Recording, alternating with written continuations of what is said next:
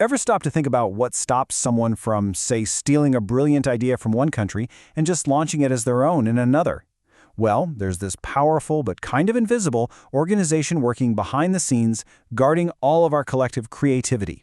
In this explainer, we're going to pull back the curtain on the World Intellectual Property Organization, or WIPO for short. I mean, really think about it. An inventor in Mumbai has a huge breakthrough. How on earth do they make sure their patent is respected in Sao Paulo or Tokyo or Berlin without getting totally lost in dozens of different complicated legal systems? This one question, it gets right to the very heart of a massive global challenge. And the answer to that challenge, well, it lies with an organization called WIPO. So let's get into it. What exactly is this global guardian of ideas? At its core, WIPO is the United Nations Specialized Agency for Intellectual Property. Basically, its whole mission is to create a world where innovation and creativity are rewarded and protected, everywhere. It's the reason your great idea, or your catchy song, or your trusted brand name can actually get legal protection across borders. And the scale here is just massive. We're talking about 193 member states. That's pretty much every country on Earth, all agreeing to cooperate on the rules for protecting ideas. Since way back in 1967, its headquarters in Geneva has been the central command for global IP policy. All right, so we know what WIPO is, but how does it actually do it? How does it protect ideas on a global scale? Let's take a look at the mechanics that make it all tick. You can really boil WIPO's work down to three main jobs. First, it manages the treaties. Think of them as the international rulebooks that all the countries agree to follow. Second, it provides these super practical services for registering things like patents and trademarks around the world. And third, when disagreements pop up, because they always do, it steps in to help sort them out. And here's where it gets really practical for inventors and creators.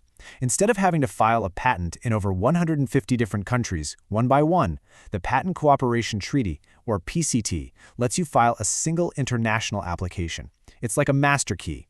The Madrid system does the exact same thing for trademarks, making it way easier for brands to go global. And the Hague system, that protects the look and feel, the design, of a product internationally. The whole goal is to make things simple and efficient. So what happens when two companies disagree over who really owns an idea? Well, instead of getting into these long, incredibly expensive court battles in a bunch of different countries, WIPO offers a neutral ground. Its arbitration and mediation center is like a referee, helping to settle disputes on everything from patents to internet domain names, which saves everyone a ton of time and money. Okay, I know this can all seem a little abstract. Treaties, systems, arbitration. But WIPO's work has a huge direct impact on our daily lives, from the phone that's probably in your pocket to the movies we all love to watch. Just think about that number again, 193. Getting that many countries to agree on anything is incredible. And that level of agreement creates a predictable, stable environment where global trade and innovation can actually happen. So just for a second, imagine a world without WIPO. What would that look like? Honestly, it's a pretty stark contrast. Instead of clear rules, you'd have total legal chaos. Businesses would be terrified to invest or trade overseas, worried their ideas would just get stolen. Innovation would grind to a halt. It wouldn't be good. And this is where it really all comes home. That amazing tech in your smartphone. It's protected by thousands of patents, many managed through WIPO's systems. The brand names you trust every day, secured by trademarks. The entire global film and music industries, they depend on copyright treaties. Even life-saving medicines rely on this framework. But, of course, the system isn't perfect. It's not without its challenges. The whole world of intellectual property is this constant, tricky balancing act between protecting the rights of creators and making sure everyone has access to new ideas and innovations. And that leads us to a really critical question. In a world with so much inequality, does a one-size-fits-all approach to IP rules really work for everyone in the same way? This is where the debate gets really complex. Some critics argue that the system tends to favor the stronger IP laws of developed nations. For example, there are these intense, ongoing discussions about access to essential medicines, where a company's patent might clash with a country's urgent public health needs.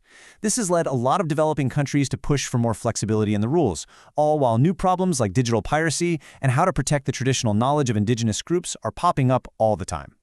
So as technology and our world just keep evolving, WIPO's role has to evolve right along with it. Let's take a quick look at what the future might hold for intellectual property. At the end of the day, WIPO's mission is to be that global meeting place for all these conversations, to develop the laws and the support systems that are needed for innovation to really thrive. But the very idea of what innovation and creator even mean is changing fast. And that brings us to the really big question for the future.